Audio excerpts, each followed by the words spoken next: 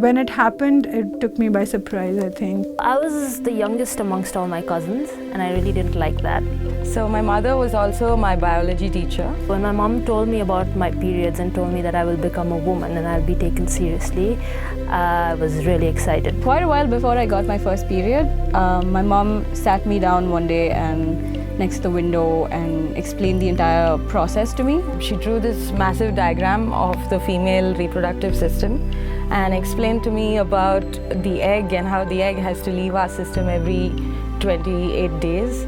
Where the egg is formed in the ovary and then how it comes to the uterus, and it needs a sperm to fertilize it, and if it doesn't happen then you bleed, and if it does fertilize it you have a baby. I'm glad that my mother was there to explain stuff and not freak out or anything, but sort of ease me into it. Before I had my periods, I kept having the feeling that I was having my periods, so I would constantly go and ask my mother, is this it? Is this it?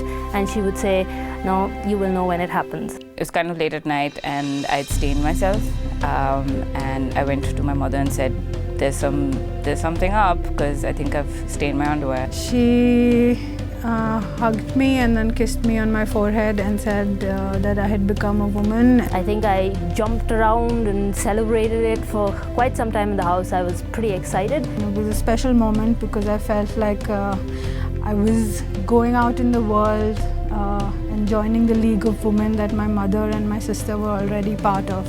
After which she demonstrated how to use a sanitary napkin. At that point, we were in a small town and the only pads that were available were the big flappy ones with the elastic. And I ended up using it the other way around for the first time. So by evening, it had leaked through my skirt. It wasn't accompanied with the sex talk though, which just kind of, I think, naturally happened much later.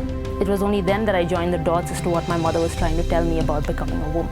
After she finished everything and she sort of had finished the session down, I asked her, so how does the sperm get to the egg?